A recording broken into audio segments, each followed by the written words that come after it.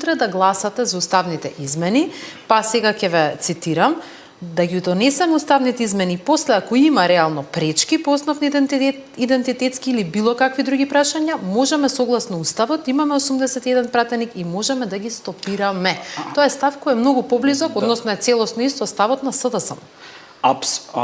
Јас имав две изјави, апсолутно е погрешно сватена и сега затоа се дообјаснив и затоа потенцирав дека мора да имаме заштитени национални и идентитетски интереси.